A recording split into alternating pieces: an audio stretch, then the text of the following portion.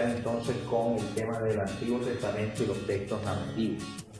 Hoy vamos a hablar en lo que se pueda sobre dos temas. El primer tema es el Antiguo Testamento y los textos narrativos, y cuando terminemos vamos a observar el segundo tema, que es el Antiguo Testamento y los textos proféticos. No nos vamos a concentrar en todos los textos narrativos porque no nos alcanzaría el tiempo. Vamos a tomar como ejemplo de textos narrativos la historia o el relato de la creación y el relato de la desobediencia o caída humana para aplicarle la interpretación a estos relatos respectivos. Bueno, entonces comencemos con el Antiguo Testamento y los textos narrativos. Cuando hablamos de los textos narrativos, estamos hablando, como su nombre lo indica, de muchos pasajes que tienen que ver con narraciones de acontecimientos históricos, muchos de ellos.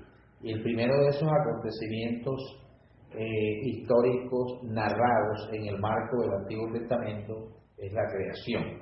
Pero antes de mirar el tema de la creación, vamos a analizar lo que traje en primera instancia en esta mañana, que tiene que ver con la preocupación del escritor sagrado. La preocupación del escritor sagrado no es tanto la narración de unos acontecimientos históricos, como revelarnos o mostrarnos de qué manera esos acontecimientos narrados por el escritor bíblico tienen o están íntimamente conectados y relacionados con la historia de la salvación.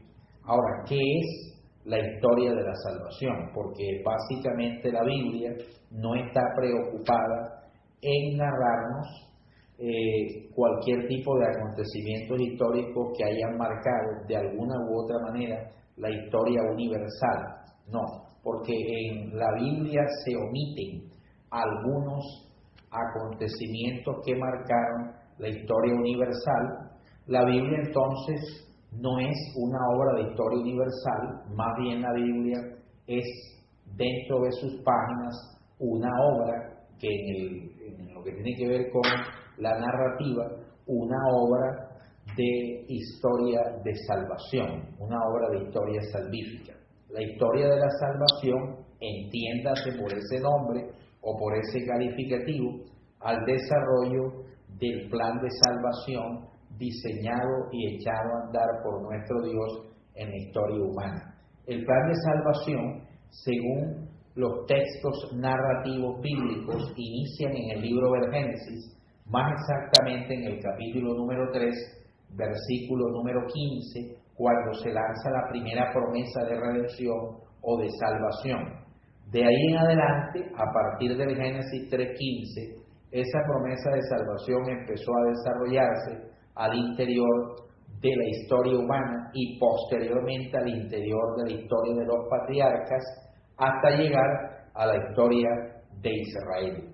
Entonces, cuando hablamos de historia de la salvación, nos estamos refiriendo al desarrollo del plan de salvación originado y lanzado por Dios en la historia humana a partir del Génesis capítulo 3, versículo 15.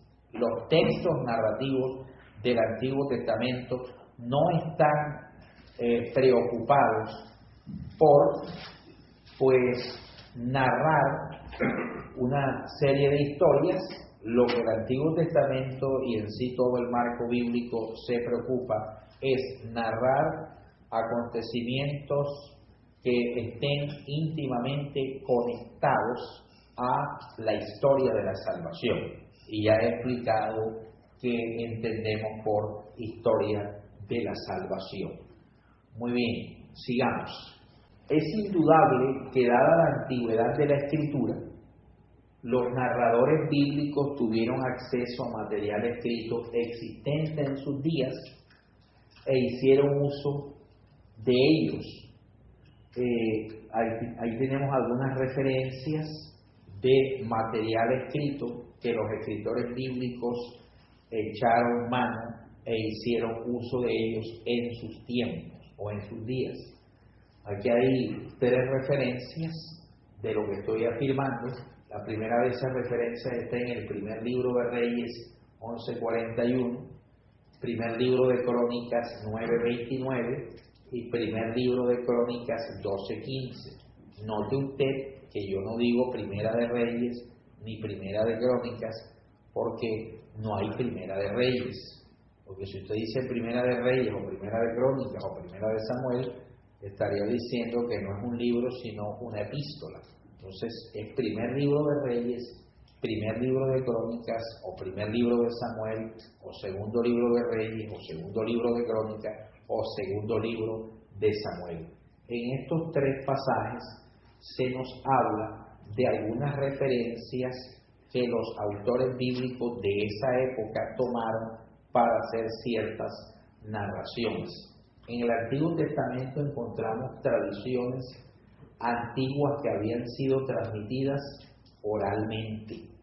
Las diferencias entre un texto moderno de astronomía o de antropología y el relato bíblico de la creación radican en el propósito con que fueron escritos y en su forma.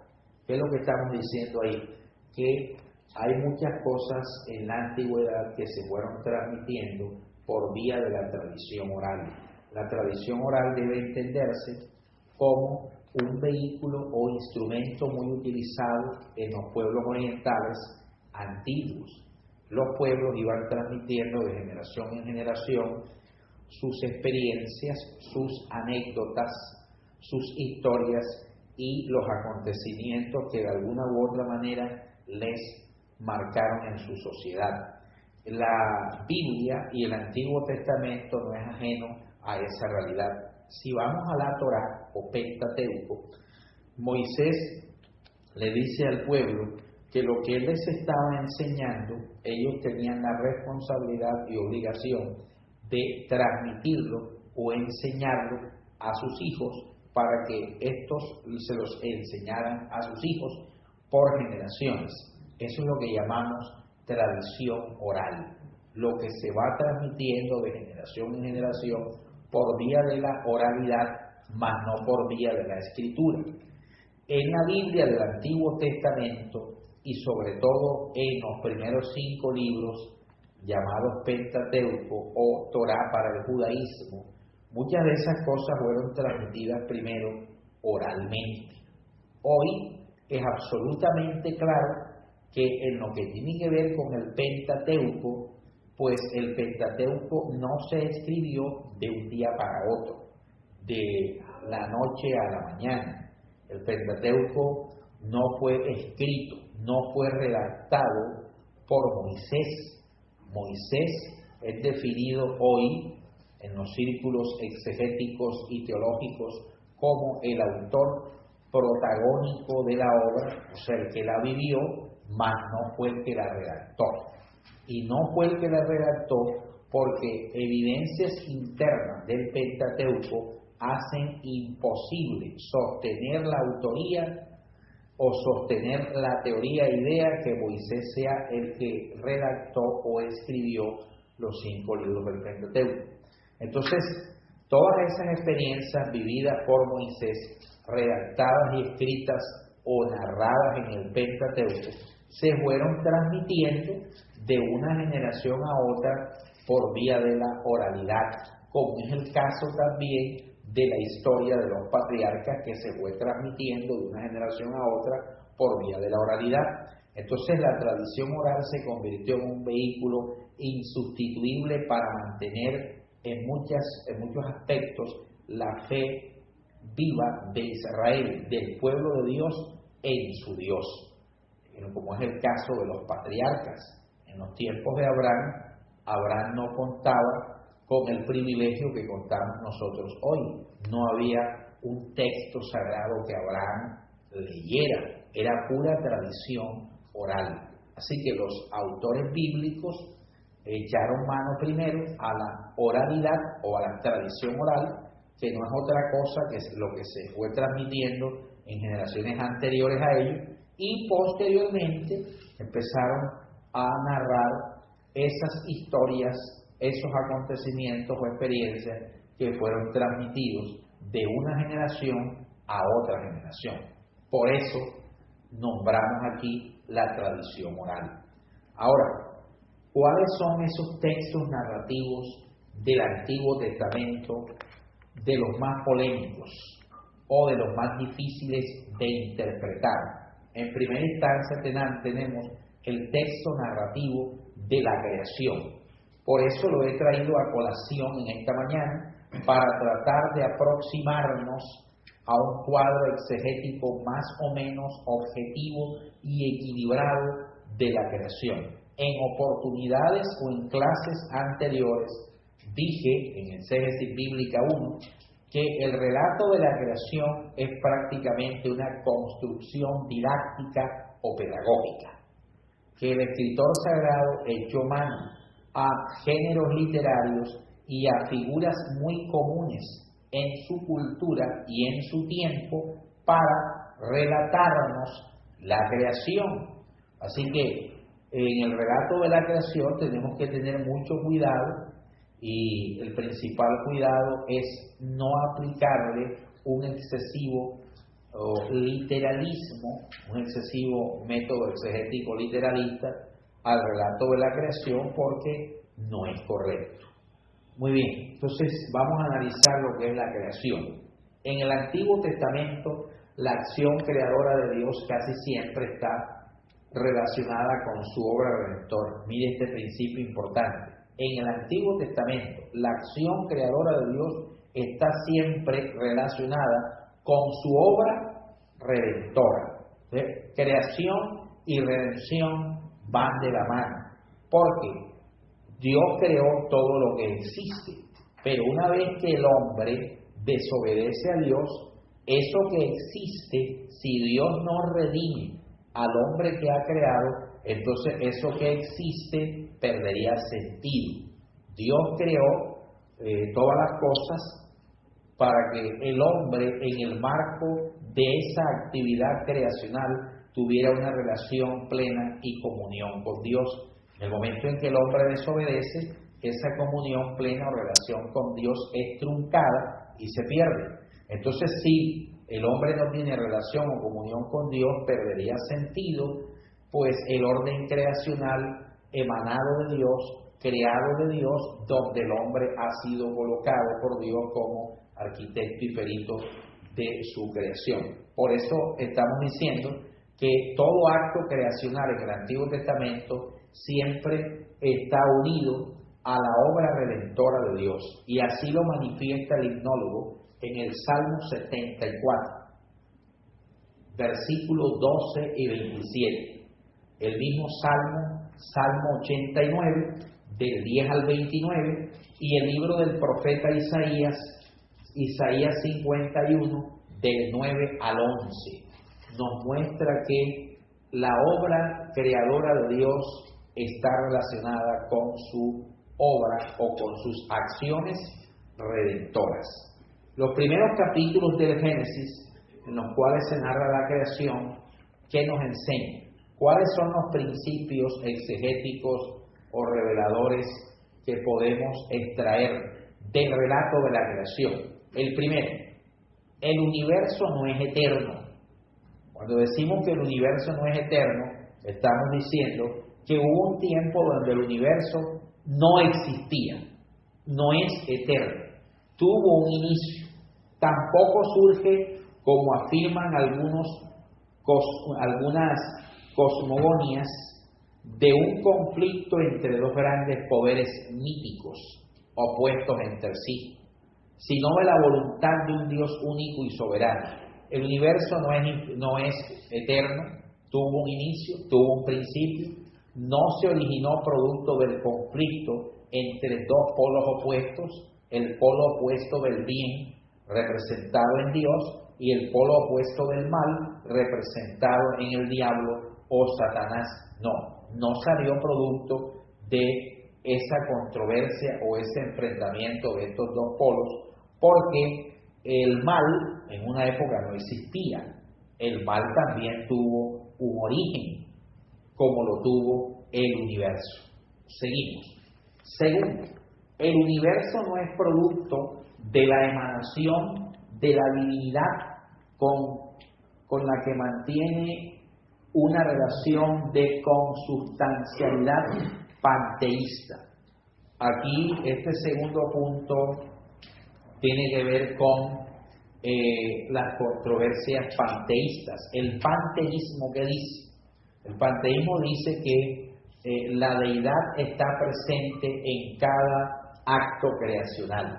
Por eso las teorías panteístas de esta época, que representan los hindúes, ¿qué dicen los hindúes? Que la vaca es un animal sagrado y es hasta la representación de una deidad. El elefante. En la India hasta las ratas son representaciones de deidades, a tal punto que en la India hay un templo, hay templos dedicados a las ratas, donde las personas van a esos templos a adorar al Dios que es representado bajo la figura de las ratas, llevándole comida a las ratas, y esos templos están llenos de millones de ratas, donde las personas les alimentan. Hasta hay, por darle un calificativo, monjes. Hay monjes dedicados a la meditación en los templos que son del dios rata. Entonces esos monjes entran a estos templos con unos cabellos bien largos, barba bastante pronunciada, y dentro de su meditación incluye que las ratas se les montan en su cuerpo, en su cabeza, y también el darle comida a la rata en la boca de la rata con la boca de él. O sea, le transmite la comida a la rata con su boca. Esas son ideas panteístas. El universo no es producto de una deidad que está manifestada o que está emanada en la naturaleza. No es producto de ideas panteístas, de una relación consubstancial panteísta. Muy bien. Tercero, el relato de la creación afirma con gran rotundidad la trascendencia de Dios, diferente e infinitamente superior a ella. El Dios es totalmente diferente, pero al mismo tiempo infinitamente superior a la creación. Trasciende a la creación misma, o sea, va más allá de la creación. Todo es hecho por la fuerza de la voluntad de Dios, expresada mediante la palabra o acción del verbo. Juan 1:3, Colosenses 1:16, Hebreos 1:2. En el Génesis, en el relato de la creación, dice: por la palabra de Dios, dijo Dios, dijo Dios, dijo Dios.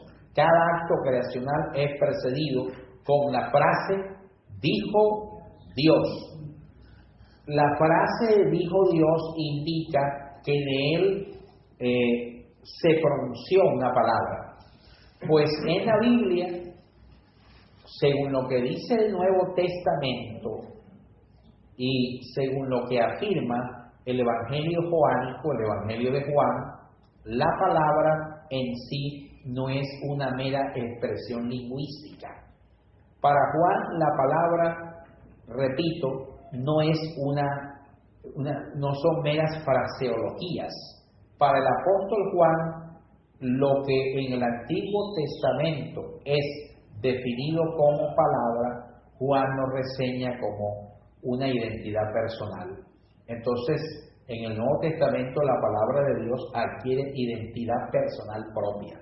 Y esa identidad personal propia que la palabra de Dios adquiere en el Nuevo Testamento y sobre todo en el Evangelio de Juan, no es otro que el Hijo de Dios, Cristo, Jesús. Porque el mismo Juan lo dice: en el principio era la palabra era con Dios, pero la palabra no solamente era con Dios, sino que la palabra era Dios. Entonces, para Juan la palabra no es una expresión, sino una personalidad. Y esa personalidad es el Hijo. Sigue diciendo el escritor de la epístola a los Hebreos: por la palabra de Dios fueron creados los cielos y la tierra. Los cielos, el universo; la tierra, el orden creacional donde estamos ubicados. Y según Juan, la palabra de Dios es el Hijo de Dios y no es una mera frase. Muy bien. ¿Qué más tenemos? La acción directa de Dios no excluye, aquí viene algo bien controversial, que vale la pena citar en esta mañana. La acción directa de Dios no excluye el uso por su parte de causas secundarias en el desarrollo de la misma. Eso que está indicando ahí, que la acción creadora de Dios no excluye ciertos elementos que Dios utilizó.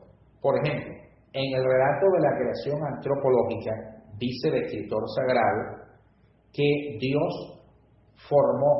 creó al hombre con una materia prima.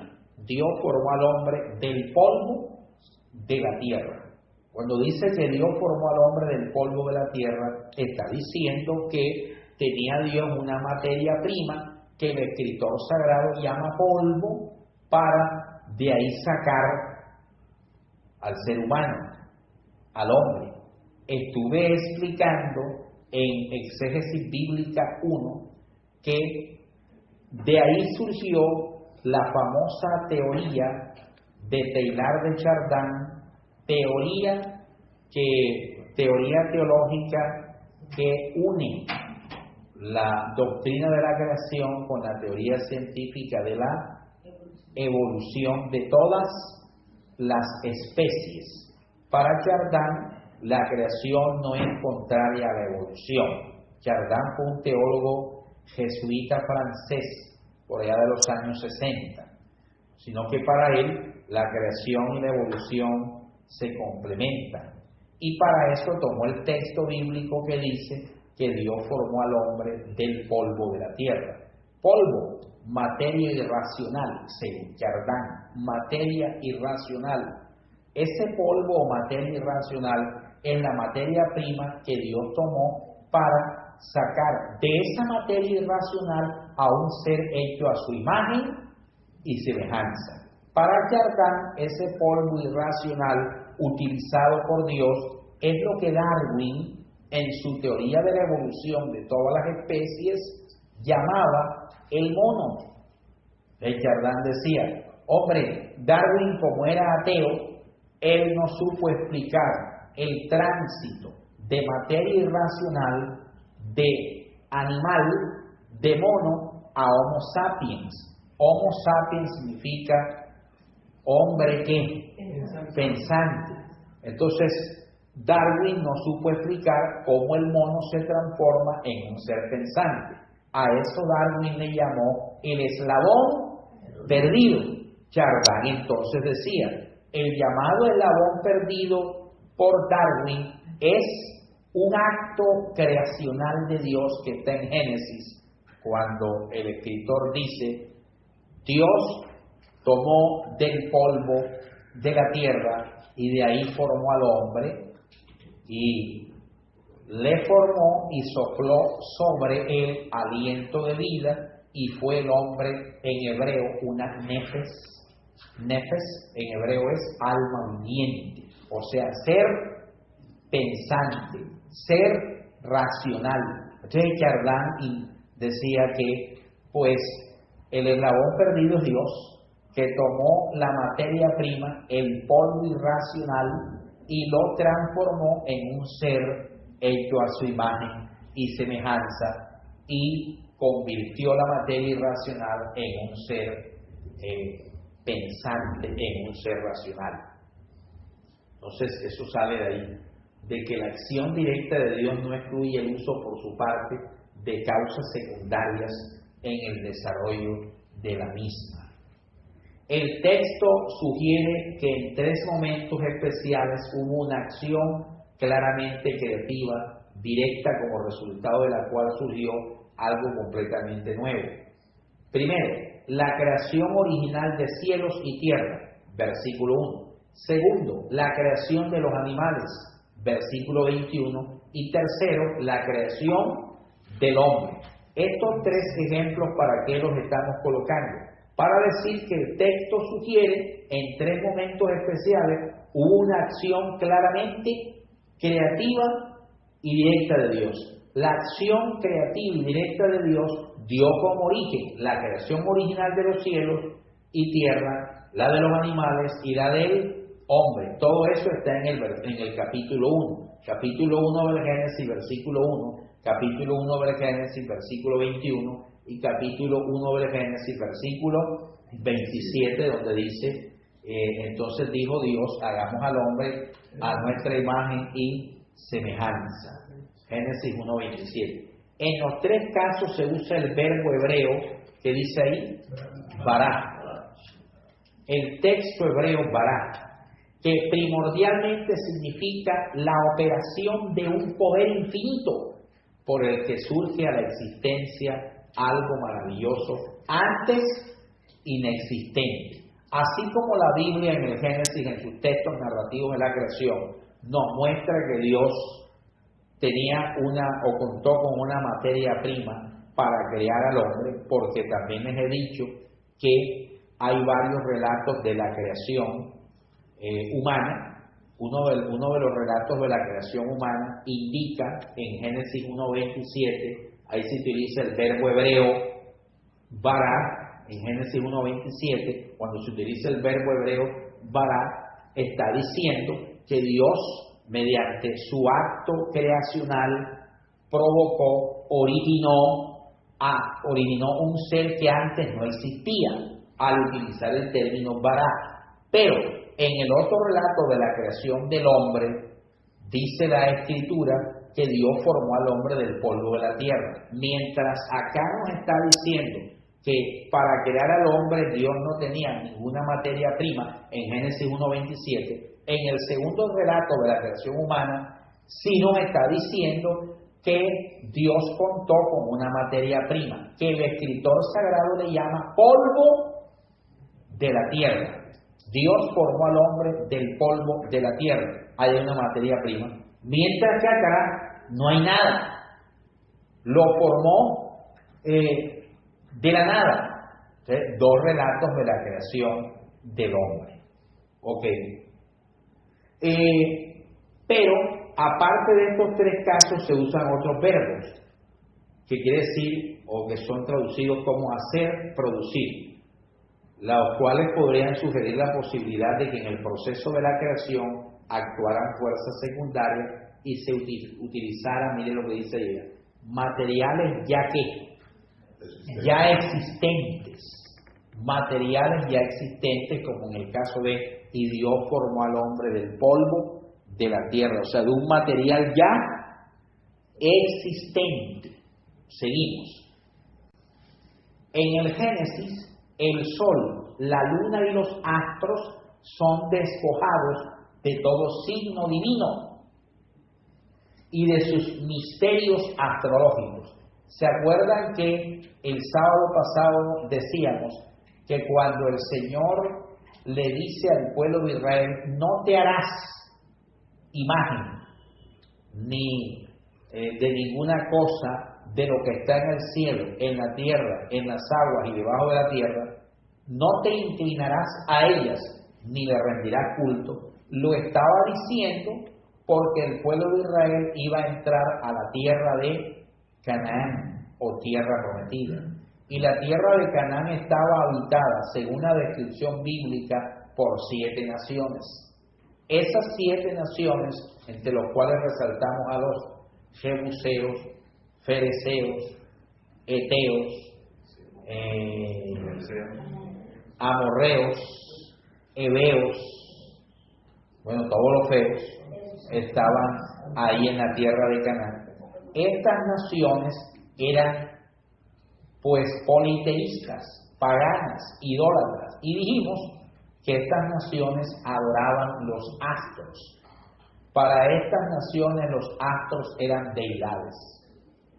En los tiempos de Jesús, el imperio romano, los romanos también eran politeístas, y para los romanos el sol era una deidad. Por eso en el imperio romano había un día dedicado para adorar el sol. El día dedicado para adorar el sol era el Sunday. El día domingo era el día para adorar el sol, el Dios sol.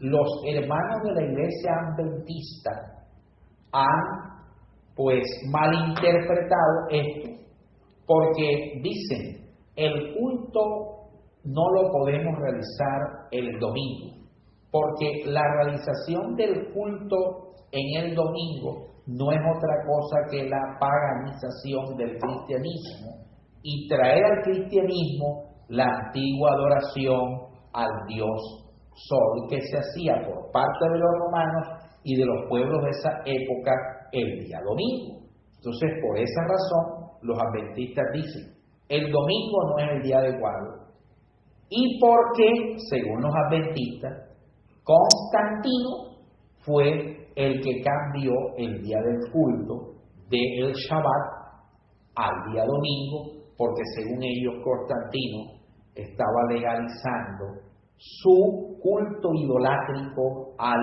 Dios Sol, y por eso hizo que se cambiara desde su gobierno el día del culto, que pasó del sábado al domingo. Ese es el argumento de los adventistas para no celebrar el culto del domingo y para celebrar el Shabbat o día de reposo.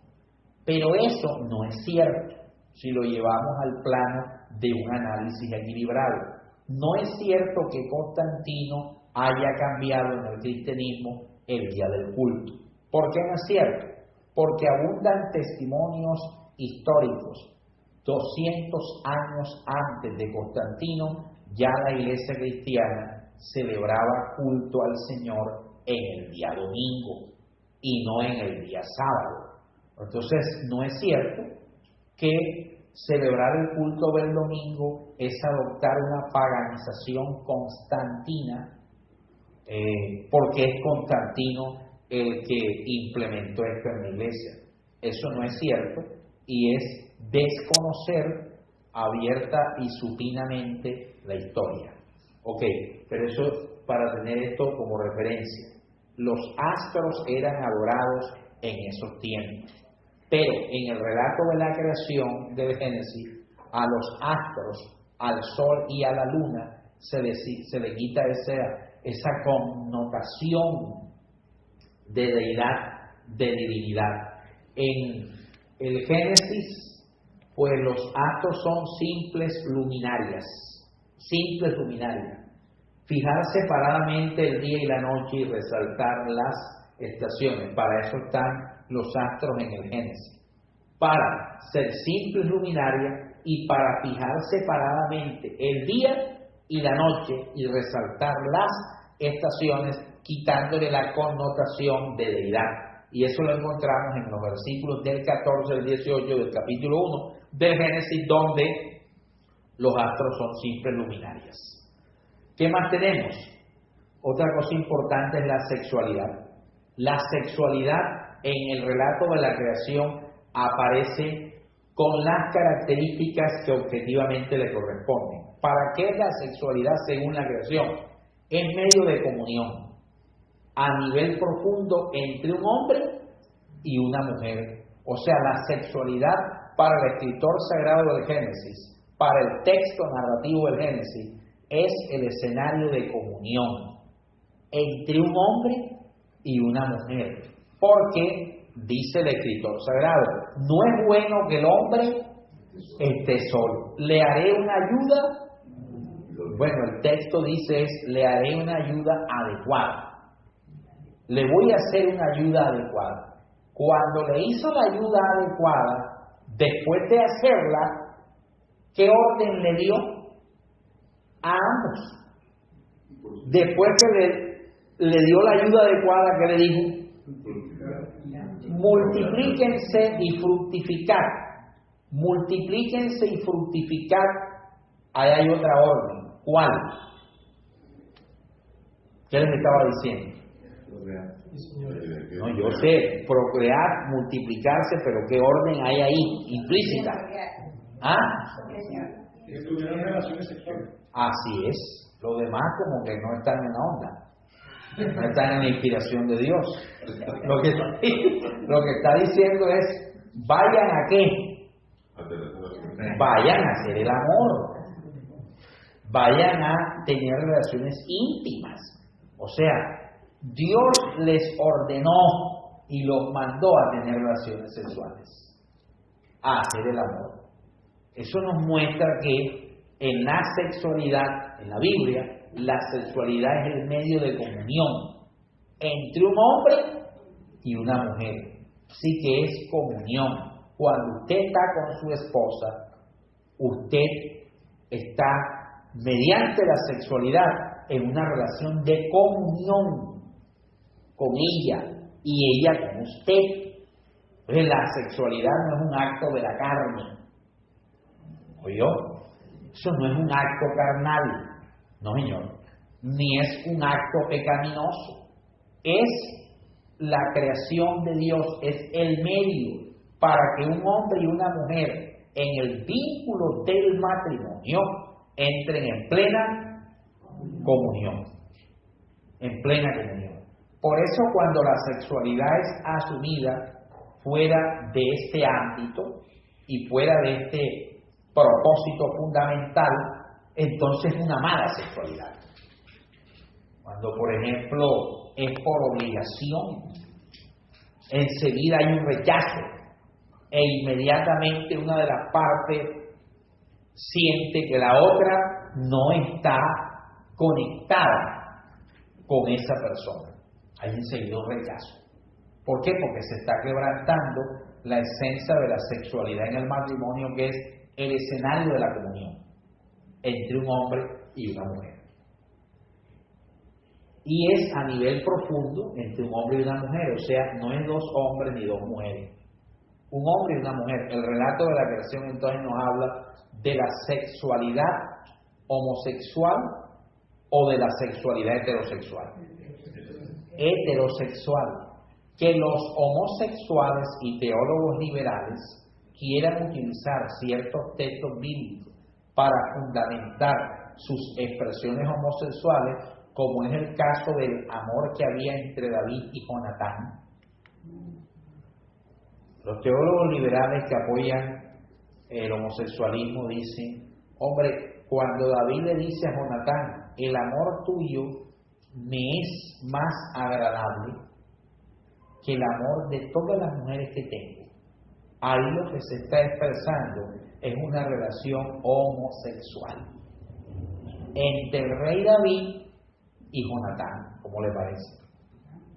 ¿Ya? Eso es lo que dice la teología liberal hoy para dar pie a las relaciones homosexuales al interior de las congregaciones y de la iglesia. O sea, la apostasía galopante es entre un hombre y una mujer. Pero también la sexualidad es por fines de procreación. Vayan a multiplicarse, fructificar, llenen la tierra y juzguenla. Procreación. Es normal que el marido o su mujer quiera tener hijos, pero no se tome tan a pecho el tema de la procreación. No se lo tome tan a pecho, que ya la tierra está llena de gente. Ya ella está demasiado poblada. Por eso en países como la República Popular China, bueno, en una época en la República Popular China estaba la ley de solamente tener un hijo. Pero como ya la población en la República Popular China ha venido envejeciendo, acaba el gobierno chino, el gobierno comunista chino, de levantar esa restricción para renovar la población, y entonces ha dicho, no, ya ustedes se puede tener los hijos que ustedes quieran, porque la población se está envejeciendo, entonces hay que renovarla. ¿Ya? Pero en la China en una época solamente se podía tener un hijo. Tener más de un hijo era ilegal y era entendible. En este momento la China tiene 1.500 millones de habitantes. Nosotros somos 50 millones en Colombia y no cabemos. En la China son 1.500 millones. En la China hay provincias, que es como decir en nuestro contexto colombiano, departamentos. porque allá no se llama departamentos, se llaman provincias. Hay provincias o departamentos en la China que tienen más habitantes que Colombia. Colombia en la China sería un departamento pequeño, porque estamos hablando de 1.500 millones de habitantes. Entonces, el tema de la procreación, eso hay que saberlo analizar. Ya en esta época no es bueno tener tanto hijo. Las condiciones sociales, económicas, laborales, educativas, etcétera, no son tan favorables como en la antigüedad para una procreación excesiva. Hoy las mujeres no tienen de pronto, ni el hombre, la misma fortaleza de esa época. Entonces, hoy máximo, ¿cuántos hijos para esta época? 1 o 2 hijos. Ya 3 multitud. Entonces, tenemos 2 hijos, ok, perfecto. 3, ok, Trinidad. Pero de ahí para allá, la cosa está grave. En algunas iglesias evangélicas toman este texto, lo malinterpretan y no usan métodos de planificación familiar. ¿Será pecado utilizar métodos de planificación familiar? No, señor. Pecado es traer hijos para que pasen necesidades, no tener la capacidad de sostenerlos. Eso es pecado. Entonces, los métodos de planificación familiar, sí, hay una cantidad de métodos de planificación familiar que usted puede consultar con su médico de cabecera, o aquí tenemos al reverendo Gal, que el hombre sabe de todas estas cosas. Entonces, los mejores métodos de planificación familiar. Ok, la sexualidad carece por completo de connotaciones en la Biblia, ¿qué? Religiosas. Esas connotaciones religiosas unidas a la sexualidad las encontramos en los cananeos. En los pueblos cananeos mencionados, los cananeos asociaban la sexualidad con el culto tributado a sus deidades. Por eso en los templos cananeos se hacían orgías en medio de las celebraciones culticas, porque la sexualidad tenía una profunda connotación religiosa. La descripción del proceso creativo es más bien pictórico, desde el punto de vista literario. El capítulo 1 del Génesis se asemeja más a un cántico majestuoso que a un relato. Es lo que llamamos relatos pedagógicos y esencialmente didácticos. Son relatos pedagógicos y didácticos. Si hay alguien aquí que es docente, que ejerce la docencia, la pedagogía, ¿qué es? Es el arte de enseñar. Y lo didáctico son las instrumentaciones pedagógicas que los docentes utilizan para tratar de enseñarle a sus alumnos verdades, realidades, con la utilización de esa instrumentación didáctica o pedagógica. Jesús, como Rabí eterno, era experto y perito en la utilización de una pedagogía didáctica. El ejemplo está la utilización por parte de nuestro Señor de las famosas parábolas. ¿Qué son las parábolas? Son relatos. Detrás de esos relatos hay una enseñanza. Son relatos pedagógicos que tienen un objetivo fundamental: suministrar una verdad. Detrás de esos relatos hay una verdad. El Génesis, capítulo 1 y 2, no es ajeno a esa realidad. La Biblia hecha a mano, el escritor bíblico echó mano a la pedagogía y a ciertos elementos didácticos para enseñarnos verdades. Entonces, no se nos pierda de vista que los primeros 3 capítulos del Génesis es un relato pedagógico y esencialmente didáctico. La serpiente no es la serpiente. La fruta del árbol de la ciencia del bien y del mal no es una fruta, porque todo eso es didáctico. Detrás de todo eso hay una enseñanza. Los días no deben interpretarse como periodos de ¿cuántas horas? 24 horas. ¿Son espacios de qué? De tiempo, los cuales podrían ser miles o qué, o millones de años, lo cual estaría en consonancia con los descubrimientos geológicos. Los descubrimientos geológicos han determinado que la Tierra tiene millones de años, este planeta. Entonces, si yo le aplico interpretación literal a el texto del Génesis, donde dice que Dios creó esta tierra en 6 días, y empiezo a sacar esta cuenta de Adán a Abraham, ¿cuántos años hay? Dicen algunos, 2000. De Abraham a Cristo, ¿cuántos años hay? 2000 más. Ahí van 6000. De Cristo a 4000. De Cristo a nuestra época, 2000 más. ¿Cuánto va ahí? 6000. Entonces algunos dicen, la Tierra apenas tiene 6000 años. Eso va en contravía con los descubrimientos geológicos. Y la fe y la razón no son contrarias. Ha sacado mal la cuenta. Y la cuenta está mal sacada porque interpretamos de manera literal los 6 días. Creemos que son días de 24 horas. No son espacios de 24 horas. Son espacios didácticos que representan miles o qué, o millones de años.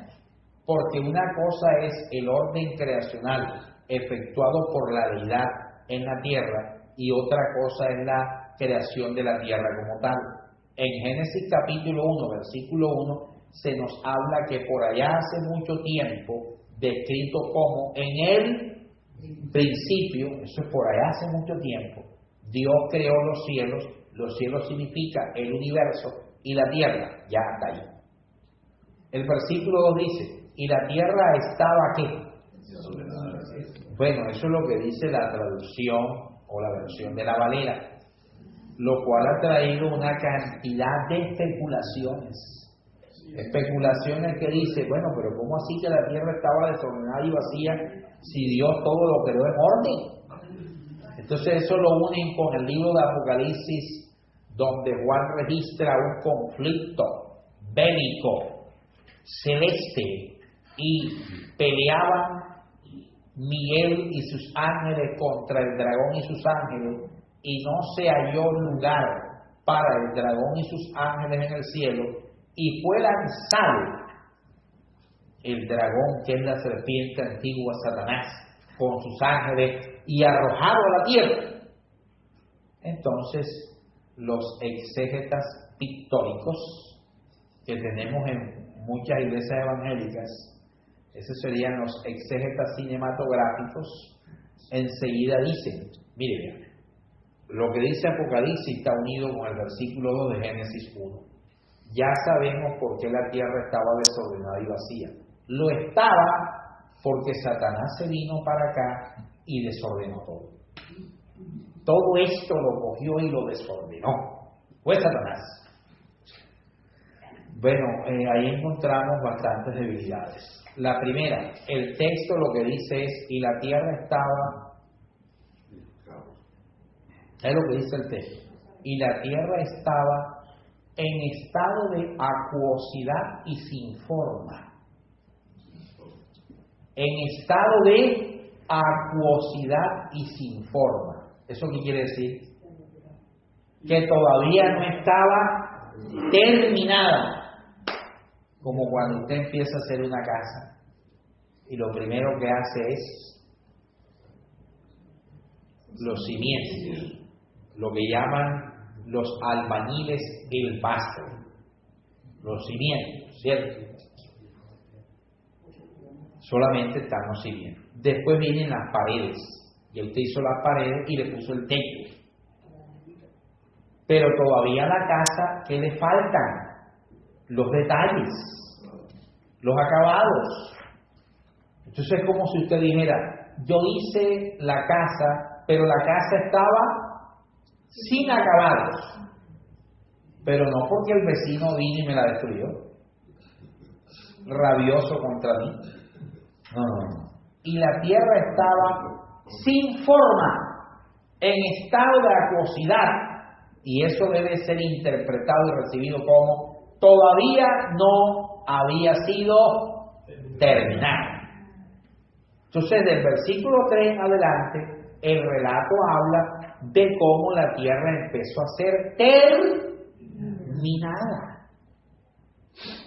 Y según el escritor sagrado, para terminar la casa común, la casa común, donde estamos, la tierra, Dios echó ¿cuántos días? 6 días. Pero no son días de 24 horas, porque recuerde que es un relato pedagógico y esencialmente ¿qué? Didáctico. Los 6 días representan, son miles o millones de años para terminar la casa común que ya había sido creada hace mucho tiempo atrás, pero que todavía no estaba terminada o no tenía forma, estaba en estado de acuosidad.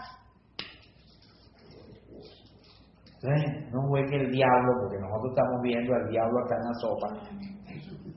En el mundo evangélico ven más al diablo que a Dios. ¿Ustedes no han analizado eso? Todo es el diablo se metió, el diablo no se metió. Ahí viene el diablo, te coge el diablo. Ahí viene, bueno. Todo es el diablo. El tinto se derramó, ese fue el diablo que metió el tinto. ¿Cómo? Sí, el enemigo. El enemigo se levantó y un bandido o una bandida. Igual que el enemigo se levantó, ¿cómo no se va a levantar? ¿Tiene bandido? Muy bien. Seguimos, discípulos. El orden de lo acaecido en cada uno de los días no ha de ser imprescindiblemente ¿qué? Cronológico.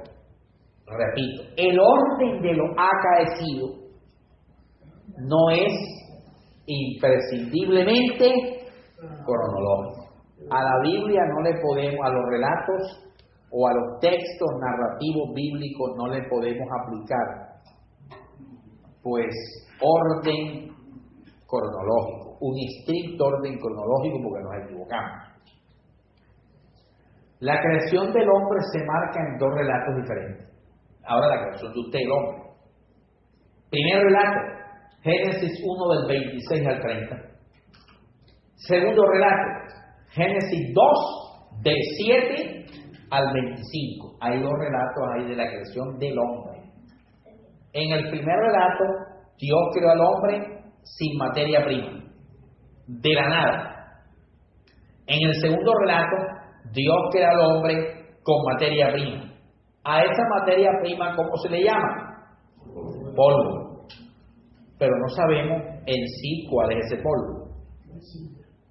¿Ya? O sea, con el calificativo de polvo, el escritor sagrado, ¿a qué llama polvo? Entonces es cuando vienen muchas teorías para tratar de explicar a qué se le llama polvo. Entonces, hoy hay teólogos, tendencias teológicas, iglesias que se ubican en creación más que evolución. La iglesia de Roma, por ejemplo, hoy la iglesia romana, los teólogos romanos en su mayoría hoy unen la creación con la evolución y no niegan la evolución, sino que por el relato del Génesis 2 del 7 al 25, donde se nos muestra que con una materia prima Dios sacó al ser humano racional, entonces unen la creación de Dios diciendo, Dios es el creador de todas las cosas. Él es el creador primario de todo lo que hay. Pero eso que Dios creó le dio capacidad para perfeccionarse y evolucionar. Y es donde Entonces ahí unen la teoría de la evolución con la creación.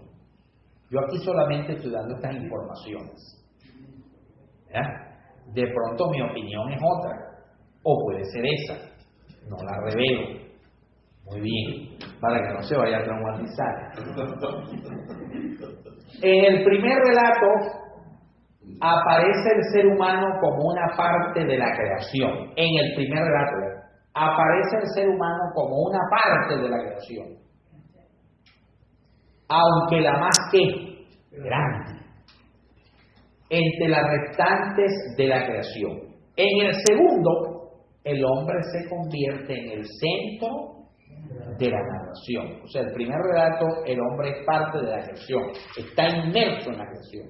En el segundo relato, el hombre es el protagonista, el sujeto protagónico. El hombre es el resultado de un acto creador especial de Dios, independientemente del método usado por el Todopoderoso cuando el ser humano recibió el hábito de vida, cuando quedó plasmado en él la imagen de su creador, es decir, cuando dejó de ser algo para ser hombre. Cuando dejó de ser algo, lo que dicen cuando dejó de ser algo, o sea, cuando dejó de ser polvo, para ser hombre. ¿Y de qué manera era polvo? Ahí es donde vienen las diferentes teorías diciendo, bueno, ¿de qué manera era polvo? Era un polvo, una materia irracional. Así que aquí están enmarcados tanto los que creen que el hombre salió fue de la ¿qué?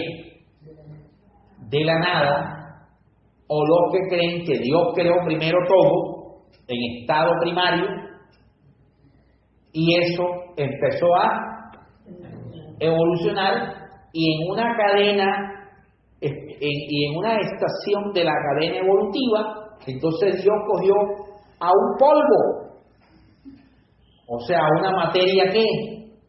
Irracional, que en este caso era un animal, y ese polvo lo coge, lo transforma y saca a un ser hecho a su imagen y semejanza. Entonces están esas dos posturas. Pero las dos posturas ¿en qué insisten? ¿Y en qué están de acuerdo? En que Dios es el creador.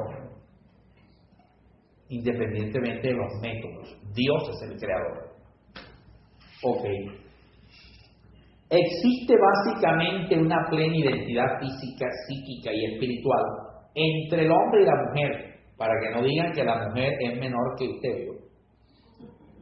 Los machistas, no, que la mujer no puede ser predicadora, ministro. Existe básicamente una plena identidad física, psíquica y espiritual entre el hombre y la mujer, donde la monogamia distingue el matrimonio según el plan divino. Físicamente, en algunas cosas somos distintos, pero esas diferencias físicas son necesarias para una perfecta complementación. Por eso dos machos no podemos vivir juntos. Eso sería horroroso. Por eso uno acostado con otro macho en la cama. No. Tenemos que tener a una mujer, o no es así. Así moleste, pero está bien ahí. Ya van a reprender, ya van a reprender al diablo, ¿cómo le va a decir? Todo el diablo. Así frieguen, así es. Así sufran del virus del gadejo, pero gloria a Dios. Alabado sea nuestro Señor, hermano mío. Bueno, averigüe. El virus del gadejo. Usted verá, usted búsquelo en el diccionario teológico. ¿Oyó? Pero nos necesitamos mutuamente, porque la mujer siempre está inconforme. Algo, hay una cosa que no está satisfecha. En algo. O sea, es difícil encontrar a una mujer que diga que en todos los ámbitos está satisfecha. Que no le falte nada. A todas le falta algo. Si no es el rubor, es la colonia. Si no es la colonia, es el perfume nuevo que sacó Carolina Herrera. ¿Verdad? Si no, es el cepillo nuevo ese que están vendiendo en no sé qué parte, que no me lo has comprado, siempre con el mismo cepillo viejo, y tú me lo usas y está lleno de caspa. Entonces, siempre necesitan algo. Siempre necesitan algo. Y siempre están quejándose en algo. Y ellas cuando llaman a sus amigas, Señor, guárdame, Padre. Líbrame de esta hora de prueba, Jesús. Muy bien. Seguimos. Fíjate cómo pasó rápido. El alumno pasó rápido porque no lo regaña. Ok. Ese sería el texto narrativo de la creación. De la creación. Tenemos ahora el texto narrativo de qué? De la caída. ¿Cómo interpretarlo? ¿Cómo hacer exégesis de esos textos? Debe tomarse en consideración la forma del lenguaje, en la que es claro la utilización de elementos simbólicos. Por otro lado, ha de preservarse la historicidad del relato. El texto narrativo bíblico de la caída, con las características literarias, se centra en los aspectos básicos de esa funesta calamidad. Los aspectos más importantes para resaltar son estos que les traje. Primero, el relato no pretende contestar la pregunta relativa al origen de ¿qué? Del mal. El relato de la caída, repito, su función no es presentarnos un origen del mal. O sea, no es para responder cómo se originó el mal, sino que el mal está presente. Segundo, no se sugiere el dualismo. ¿Qué es el dualismo? El dualismo es la existencia de dos fuerzas eternas, el bien y el mal. El mal no es una fuerza eterna, porque si usted dice que el mal es una fuerza eterna, ¿qué está diciendo con eso? Que no tuvo origen. Que no tuvo un origen, o sea que siempre existió o estaba. El bien sí, porque el bien es la manera de actuar de nuestro Dios. Dios es la benevolencia en sí mismo. Entonces no es un relato donde se nos presentan dos fuerzas opuestas, el bien y el mal, diciendo que estas dos fuerzas, y en especial el mal, es eterno. Tercero, el pecado no es inherente al hombre. No es inherente al hombre el pecado. Originalmente el ser humano no lleva dentro de sí el bien y el mal, sino solamente el bien. En esto tenemos que tener el siguiente cuidado. Cuando yo digo que el mal no es inherente al hombre, ¿qué entiende usted por la palabra inherente? Que está intrínseco y hace parte desde siempre de él. Hubo un tiempo donde el pecado o el mal no hacía parte del hombre. El pecado empezó a ser parte del hombre. El mal empezó a ser parte de nosotros en el momento en que nuestros primeros padres decidieron desobedecer a Dios. Ok. La desobediencia, vamos por el punto ¿qué? 4. La capacidad de decisión o libre albedrío propia de un ser libre conlleva la posibilidad de caer en el mal. ¿Por qué el hombre hoy, o por qué el hombre a partir de Adán y Eva, nuestros protoparentes, tienen en el pecado y en el mal su manera de actuar en este mundo? Porque el hombre fue creado con capacidad de decisión, lo que llamamos comúnmente libre albedrío. El libre albedrío fue negado por el calvinismo, por Juan Calvino. Para Juan Calvino, el único ser humano que tuvo libre albedrío fue Adán y Eva. Después de que Adán y Eva pecaron, los descendientes de Adán, es decir, el resto de la raza humana, quedó sin libre albedrío, sin capacidad de decisión. Sí, que el libre albedrío fue negado por Calvino. Pero Calvino no fue el primero en negar el libre albedrío. Antes de Calvino hubo un monje irlandés llamado Gotescalco, que también negó el libre albedrío unos 500 años antes de Calvino. Gotescalco. Y en los tiempos de San Agustín, siglo V, el primero que negó el libre albedrío fue el presbítero Lúcido. Fue el primero en negar el libre albedrío. Por eso, la negación del libre albedrío es considerada, desde la época del presbítero Lúcido, por parte de la Iglesia indivisa, universal, antigua, como una herejía o una falsa doctrina, porque la Iglesia gubernamentalmente o corporativamente, como cuerpo, nunca negó el libre albedrío. Es más, la Iglesia decía que el libre albedrío o la capacidad de decisión que tuvo el hombre fue lo que determinó la participación protagónica del mal o del pecado en la historia humana. El hombre, en su uso indebido del libre albedrío, hace que el pecado empiece a participar protagónicamente de nuestra historia. Y esa participación protagónica del pecado en nuestra historia, por invitación del hombre, en su uso indebido de su libre albedrío, trajo como consecuencia lo que Pablo en la epístola a los Romanos señala como su paga, que es la muerte. Entonces, pecado es lo mismo que decir el mal. Al mal se le puede llamar también pecado, y al pecado también se le puede llamar mal.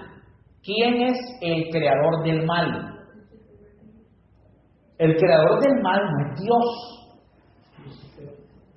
El creador del mal, como no es Dios, el árbol de la ciencia del bien y del mal no era un árbol. Porque si el árbol que produce el fruto de la ciencia del bien y del mal es un árbol literal, entonces Dios es el responsable de la caída del ser humano, porque creó al hombre y al mismo tiempo le creó la cáscara para que el hombre se rebalara en la cáscara, que en este caso es el árbol de la ciencia del bien y del mal. Hemos dicho que el relato del Génesis en los primeros 3 capítulos es un relato profundamente pedagógico y ¿qué más? Y didáctico. Así que el árbol de la ciencia del bien y del mal es una figura didáctica para enseñarnos una realidad. Aquí vamos a ver qué realidad es lo que nos va a enseñar ese árbol. La desobediencia se inicia en la incitación ¿de quién? De la serpiente. Y se consuma cuando la mujer, secundada por el hombre, porque ahí el hombre es culpable, y es culpable porque no se amarró los pantalones, aunque no los tuviera puestos, porque estaban desnudos. El pantalón de cuero no se lo apretó.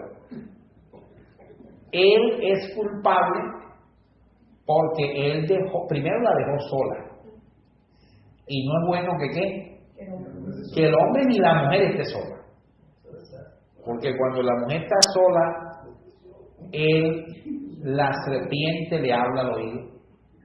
Y hoy usted tiene que mirar cuál es esa serpiente. Pero,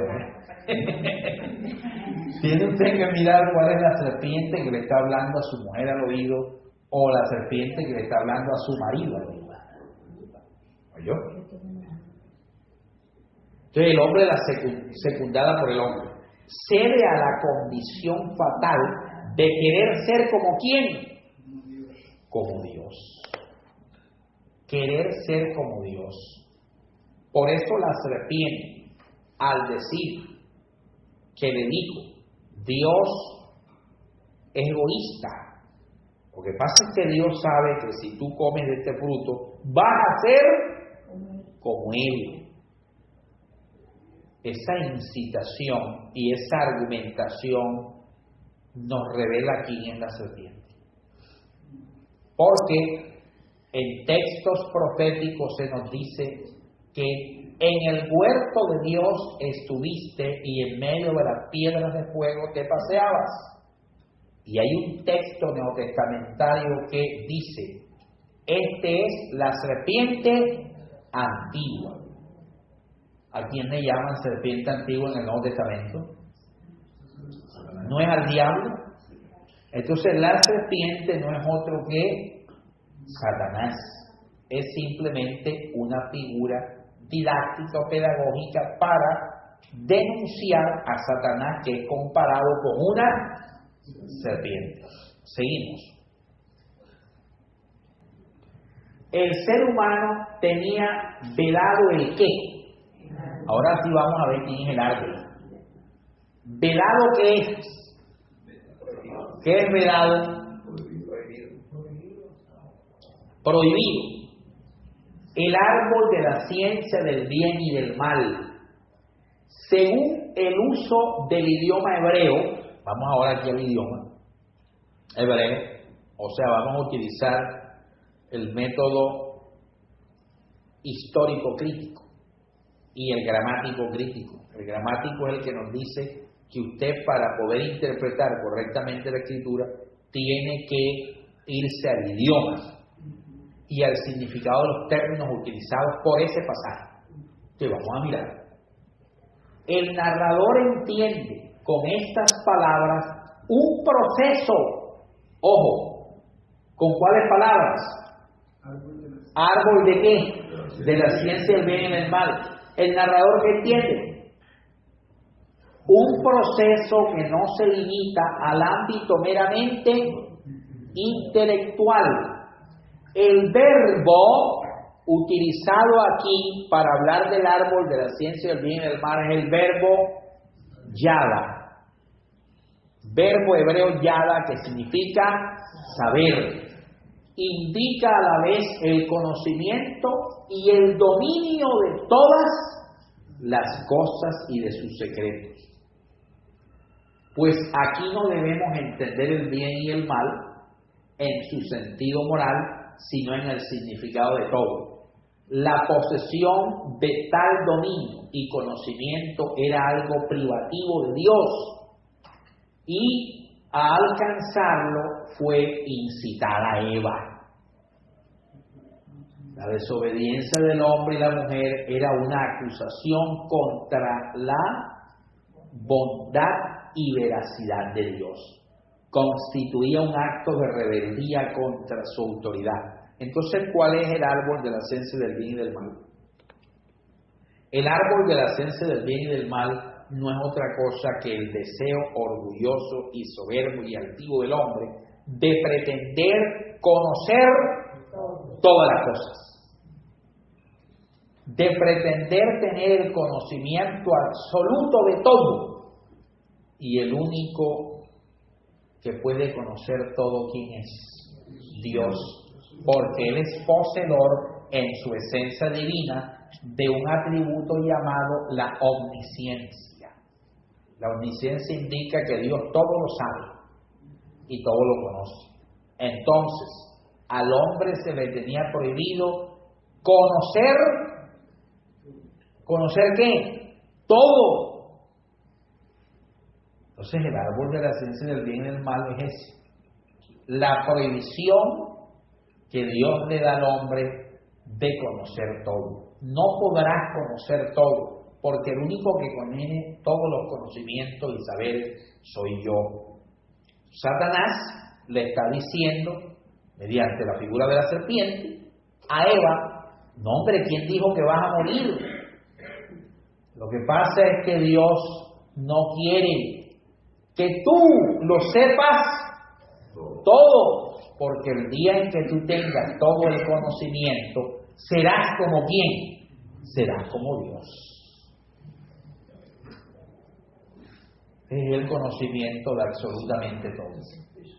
Séptimo, la desobediencia puso en funcionamiento todo el mecanismo de la muerte del hombre anunciada previamente por Dios.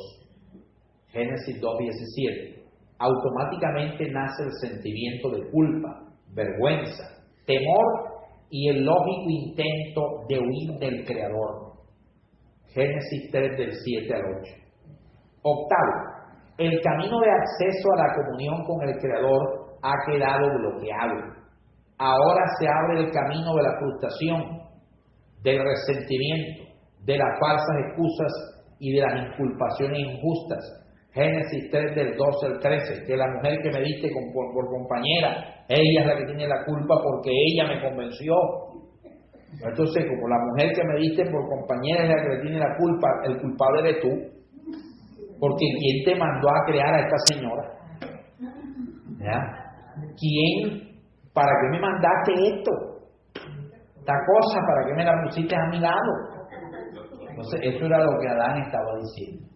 Eva, no, yo no soy la culpable. La culpable es, o sea, ¿quién? Satanás, que me sedujo, me engañó, me habló bonito al oído. Y como yo soy toda oreja, porque ella es toda oreja, entonces yo le creía sus mentiras de que me iba a dar este mundo y el otro. Me vendió pájaros en el aire. Y como yo tengo el sentido del oído bastante desarrollado, y todo el que quiera convencerme tiene que hablarme fino al oído. Entonces yo no tengo la culpa, sino que el güey que me dio poesías. Fue él el que me dedicó no sé qué discos de Maluma. Fue él que no sé qué. O sea, así es. Bueno, entonces de Orlando Contreras, pues, para las más veteranas. Inculpaciones injustas, echándose la culpa el uno al otro, pero cada quien es responsable de lo que Dios le ha entregado. O sea, él no acepta eso como excusa. No hay excusa para desobedecer a Dios. La humanidad queda sometida al yugo de la existencia penosa, al final de la cual sobreviene ¿qué cosa? La muerte física. Génesis 3 del 14 al 19. La muerte física es señal del pecado en nuestra historia humana. Noveno, la personalidad del hombre en su relación con Dios, el matrimonio, la convivencia social, la relación con la naturaleza, todo sufriría los efectos del desgarramiento, del conflicto y la degradación. Décimo, pero en medio de este cuadro tenebroso resplandece la primera promesa de Dios al hombre. El llamado, mire lo que dice ella, el llamado ¿qué? Protoevangelio. ¿Qué es el llamado protoevangelio? Génesis 3:15, donde está la primera promesa cristológica de redención. Se le llama protoevangelio, para que lo tengan claro. A Génesis 3:15 se le conoce como el protoevangelio del Antiguo Testamento. Protoevangelio. O sea que apunta al evangelio. Génesis 3:15, donde se dice que va a colocar un conflicto. Pondré enemistad entre la serpiente y la simiente de la mujer. la simiente de la serpiente va a herir a la simiente de la mujer, ¿dónde? El calcañar. ¿Cuál es el calcañar? El talón. Y la simiente de la mujer, ¿qué le va a hacer a la simiente de la serpiente? Le aplastará la cabeza. O sea, la simiente de la mujer aplastará al reino de Satanás representado bajo una serpiente. Lo cual se cumplió perfectamente cuando nuestro Señor, como simiente de la mujer, se volvió humano y en la cruz del Calvario le aplastó la cabeza al reino de Satanás para que se cumpliera Génesis 3:15. ¿Dónde se cumple plenamente Génesis 3:15? En su fase terminal de que va a aplastarle la cabeza a la serpiente en la cruz del Calvario. Mire todo lo que tienen que pasar miles de años para que Génesis 3:15 se cumpliera. El conflicto humano con la serpiente se resolvería con el triunfo de la simiente de la mujer en el cumplimiento del tiempo. Cristo, nacido de la mujer, vendría a deshacer las obras del diablo. Gálatas 4:4, Primera de Juan 3:8 y 11, el hombre tendría que ser excluido del paraíso y de todos sus beneficios. Génesis 3 del 22 al 24. Siguiendo con el relato didáctico y pedagógico del Génesis, el escritor sagrado dice que el Señor mandó unos querubines con unas espadas de fuego y los colocó para que custodiaran ¿qué? El árbol de la vida, y para que no le permitieran al hombre entrar al paraíso, extender su mano y comer del fruto del árbol de la vida, porque si no el hombre iba a vivir eternamente. Pero ¿en qué condición viviría eternamente? En su condición pecaminosa. ¿Cómo se interpreta esto? Si el árbol de la ciencia del bien y del mal es la figura didáctica o representativa de ese anhelo, esa soberbia y altivez que el hombre posee para querer conocer los conocimientos, o sea, para pasar los límites y querer conocer todo es pretender ser Dios. Si eso es lo que representa el árbol de la ciencia del bien y del mal, entonces el árbol de la vida es otra figura representativa de lo que el libro de Apocalipsis lo relaciona con Cristo. Para la exégesis moderna, pues el árbol de la vida no es un árbol, sino el anuncio simbólico de la venida de Cristo. Es Cristo el árbol de la vida. Tanto que el texto hebreo, cuando habla del árbol de la vida, lo hace en plural. Y no dice árbol de la vida. Dice árbol de vidas. Jesús dijo que el que cree en Él le dará vida y vida en abundancia. O sea, da vidas. Entonces, cuando se nos dice que le queda prohibido al hombre extender su mano y tomar del fruto del árbol de la vida, el fruto del árbol de la vida produce vida eterna. ¿Qué es lo que está indicando?